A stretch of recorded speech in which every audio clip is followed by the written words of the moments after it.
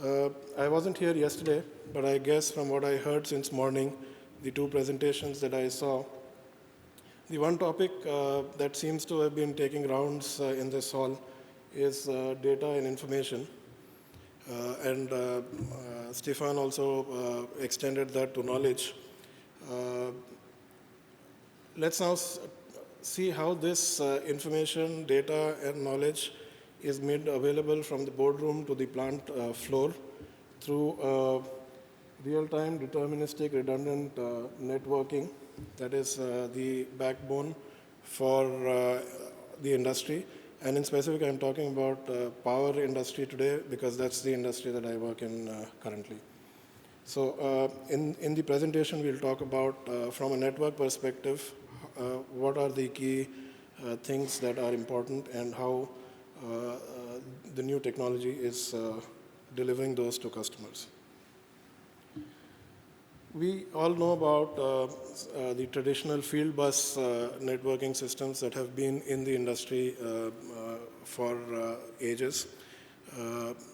As the applications and the need for information and data in all the industries and so also in the power industry grew, and the applications became more and more complex and data intensive and bandwidth intensive, the field bus systems of the past have not been able to keep pace with the bandwidth requirements and the topologies that are required to make this available, this data available reliably across the enterprise. And therefore, Ethernet came in pretty handy. It's a proven technology. It's manufacturer independent in the sense that it's universally available and universal across IT systems that we use in the industry, and also in terms of the performance that it can give. The need for real-time Ethernet came in because the standard Ethernet systems of the past, from the challenges since its evolution, they were designed mostly for the office environment and were not so reliable for control systems and also for some critical and safety critical applications. Therefore, real-time industrial Ethernet became a must for the industry. If you see the picture at the bottom, it compares the traditional networking systems, which required very heavy gateways to interconnect the information systems from the shop floor or the plant floor right up to the enterprise level, whereas Ethernet seems to be one of the only solutions that seamlessly integrates the boardroom to the plant floor and is, in that sense, pretty universal. Going very briefly into the genesis or the evolution of Ethernet and linking that to the requirement of the industry, most DCS systems, especially in power plants, are fairly complex systems. They manage and control and monitor very complex processes, very safety critical processes, and the network system that is used in a power plant must, and when I say must, it is absolutely critical, must guarantee very high service levels, consistency and correctness, that the information or data is available at the right time and it's not lost in cyberspace. And therefore, Ethernet was adapted to use in industrial applications. By nature, when the Ethernet protocol was developed, it was developed on a very shared kind of mindset, where any device on the hard cable which needed to share information would just put the information on the cable without caring for or without knowing whether the device that needs to use that information is really available on the cable at this moment or not, and if yes, then where. So by nature, the standard Ethernet is non-deterministic and therefore not very suitable for industrial applications and more so in power plants. Therefore, from the traditional original state of non-deterministic Ethernet, the technologies have progressed in trying to make this more deterministic and more reliable for users to benefit from it. The first wave of development that happened on Ethernet was the bridge network, where two-port devices like bridges were used to control the traffic on the Ethernet. Very soon, what happened was that this also didn't keep pace with the applications and the control processes that were being used by the industry. And at this moment, switch networks have stepped in, where you have multi-port devices assigning bandwidth to each device. Each device almost becoming a network in itself, where it's possible for one device on the network to send information to a specific device on the same network in a very reliable and deterministic way, knowing that the information is going to reach exactly that device at exactly the same time and getting a response back from that device that the information is received. So real-time deterministic industrial Ethernet systems are extremely important for the industry today. They're reliable, and they're almost 1,000 times faster than traditional networks and also the standard Ethernet as it was developed in the beginning. Just to demystify the word, I used it a few times already in the presentation. Put very simply, deterministic means the ability of a network to send a piece of information to a specific destination and receive a response in a time frame that is predictable and repeatable. Okay? That's deterministic, so you are very sure that the information is not lost anywhere.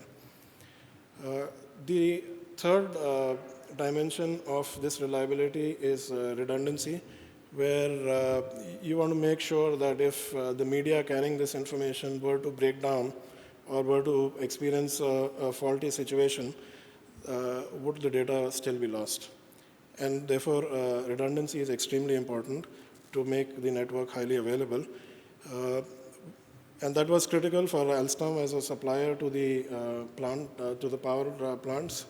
And that was the reason for our partnership with BNR, and that has been really successful in enabling us to deliver the right kind of topologies to power plants. And let's just look at it graphically. It's self-explanatory. This is the standard normal condition. But if the media was to break down here, the information is still available to all the participating devices on this network. So it's easy to use and ensures minimum downtime. The flip side is very high availability. Let's look at some more dimensions. The first being the redundant master configuration, where controllers are used in a redundant mode. Both the controllers being active in the sense of information, but only one delivering the, one being active from the process perspective. But if this controller was to break down, the second one bumplessly takes over and ensures that information is still available to the field. On the other side, the graphic seems to have lost some of its consistency, but what it really means is if the media were to break down, this is the normal condition, and if the media was to break down like this, the information is still available to the systems.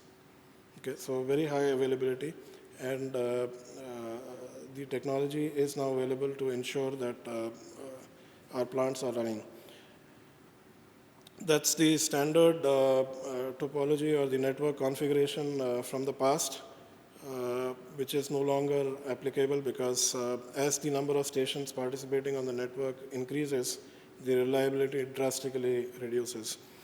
The yellow line at the bottom, which is barely visible because it's so close to the x-axis, just indicates that the real-time deterministic Ethernet solution doesn't really care about the number of stations. It is still as reliable, as deterministic, and highly available as for even one station. So it's very reliable. From a diagnostic perspective also, it's the ideal solution. Let's look at how this is used in a power plant. That's a typical architecture of the DCS systems in a power plant and all the other systems which are critical to the plant and how they interact, how they exchange data on the Ethernet. This is just to give you a glimpse. I'm not going to go into the detail explaining this architecture for want of time. But I'll just take one example, which is online condition monitoring, which is the field that we are now stepping into and expanding our portfolio. And I feel by far from a maintainability perspective, that's an extremely important piece for the power plant especially to have. It consists of the, starts with the transducer level. Then there are vibration monitors which are either working on the turbines to ensure the health of the critical machines and also the BOP equipment. There's a data acquisition unit of some sort which acquires data from the machines and feeds it to the diagnostic systems which are online, used for fault analysis and expert advisory systems to ensure that data is available right from the sensor level up to the diagnostic system in order to keep the plant running the way it is intended to. This is the value staircase, if I may call it, for the plant in terms of information or data. It starts with very simple real-time information, which could be process-related, which could be machine-related, or a simple status LED on the monitor itself, going up to alarms and alerts, reports and trends. Now, up to this stage, it's very operational. The impact is operational. It helps the operation of the plant. But if you step one level above, you enter the strategic domain where high-end analytic solutions can use this information that is made available on the network to diagnose problems in the machine. Predictive was the word we already heard, I think yesterday and today as well. Intelligent decision support systems and benchmarking. If you have several plants, for example, in NTPC, multiple plants across the country, the best of the plants could be used to benchmark the older ones, and the best practices from those plants could actually be planted very reliably in the rest of the plants to improve efficiencies. Now, I won't delve too much into this. The key one is on the top, interoperability. In a power plant, the user gets equipments. There could be switches, there could be sensors, actuators, the turbine itself, and control systems from several suppliers. And they need one system which can reliably integrate all the data for them from an operation perspective, maintenance perspective, or even strategic decisions that you need to take. And therefore, the desire from the industry, and I'm sure Arundhati ma'am would have stressed on this yesterday, is to make hardware and software agnostic to the supplier so that you don't need a museum of solutions, just one solution to answer all the questions that need to be answered. PowerLink seems to be an enabler for this. Very high in performance, fast, reliable, and predictable. Absolutely open, and open is the topic that Ninad will expand further for me. Based on standard Ethernet, it enables integration of the automation systems at the higher level and a very low overall cost of ownership. That's from my side, and I would invite Ninad to carry the presentation forward. I will talk more into the open source, as Sir has said. Yesterday we had a few conversations on open source. We had few discussions, and today I will proceed with some of the answers maybe. It could clarify some questions which you raised yesterday. Basically, the questions would be, what is open and why do you have to use open source? This is the main question which normally people ask. So what is open source? Open source is usage without restrictions. What does that imply? The source code is available on the internet, or the supplier who is providing you the solution, you can take that code, you can modify it, yes, modify it. You can have derived works, and that's not it. You can redistribute it if required. If you don't want to redistribute it, it's your code, you have edited it, you have derived some work, you can copyright it on your name. This is what open is. Open systems also refer to a few things like interoperability, as Sir has also touched upon this topic in power plants, and portability. The next thing is, who is using the open source? The open source, some famous open source technologies are visible on the screen, like Firefox. Like 50% of you mostly be using Firefox as a web browser, or maybe Android. Take out your phones. 90% people will have Android-based phones. Next thing is Eclipse. It's again a software development environment. Apache is an alternative to MS Office. Linux, everyone knows it. It's used in servers as an operating system. And of course, PowerLink. PowerLink is also an open source system. OSI certification is very important for all these because OSI is a public benefit corporation formed in 1998, and it deals with the review and the approvals of all these open license codes and OSD conformant codes. The next thing is, why open source? The answers, better quality. I have an example to share with you out here that how better quality is achieved through open source. First thing, there's a research which was conducted in the USA, which says that Linux, which is an open source solution or open source operating system, has around 0.17 bugs per 1,000 lines of code, as compared to proprietary systems which have around 20 to 30 bugs per 1,000 lines of code. That's enormous. The next thing is no vendor lockups. Of course, when you have many people giving you a solution, providing you with solutions, you will not be tied down to one particular vendor. You can approach anyone and you'll get a solution for it. You're sure of it. Security. We had a few discussions yesterday also over security, whether open source will provide some good security or no. Well, here also I'd like to share an example with you. In 2009, the US White House changed its CMS, that is a content management system, from a proprietary system to an open source Drupal platform. Of course, lower costs. The open solutions normally provide you lower costs because of availability of the source code free of charge with no licenses, no copyrights. I'll dive into the point of PowerLink as to why to select PowerLink. Sir has already given you a lot of insight on the PowerLink technology which is being used in power plants.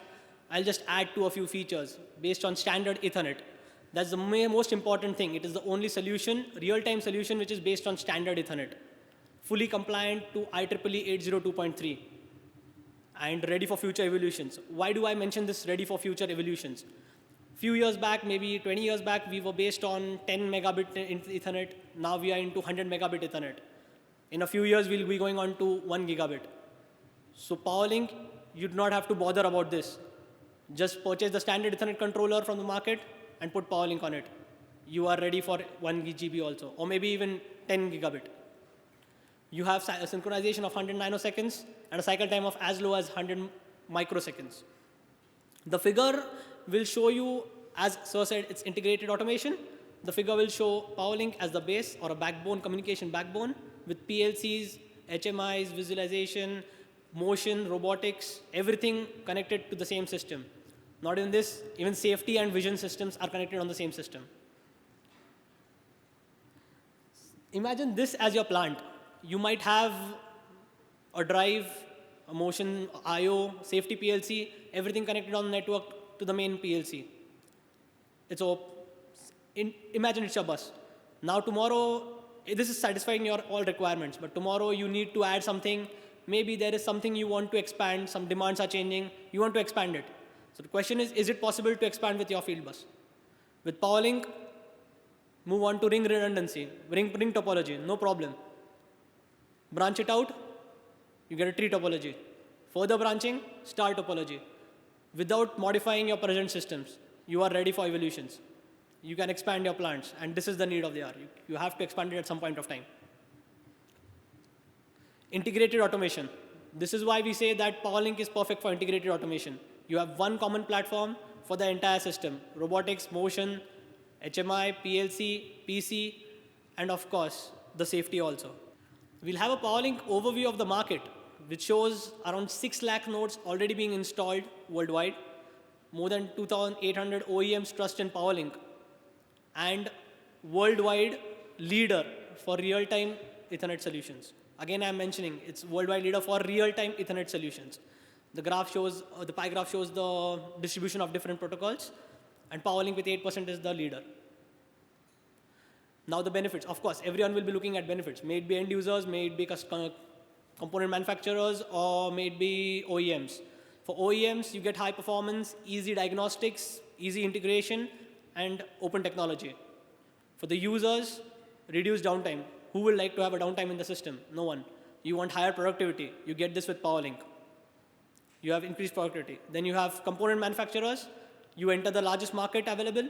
You have no specific hardware requirements. So you are free to implement PowerLink in your devices. And best part is training and solutions are available worldwide. A short about the Ethernet PowerLink Standardization Group, EPSG, which is the user group which is governing Ethernet PowerLink. The EPSG is continuously striving for the betterment of the Ethernet PowerLink. It has conducted many marketing activities worldwide also on behalf of the users. Who are the members of the EPSG? You have commercial organizations, you have research institutes, you have users. All these form the part of the EPSG. You have the users and the component providers. You have a lot of them and many more. This is just a few which I could show. This is a very interesting facts book which you could find on the internet. The link is shown. You can visit this link. You can download this facts book. What is mentioned inside? It's a comparison of 5 major Ethernet-based technologies in the market. You can download it, you can go through it. It may be of interest to you. You can compare it on a performance basis and get an overview of what Ethernet systems you are using presently and what you could also use in the future.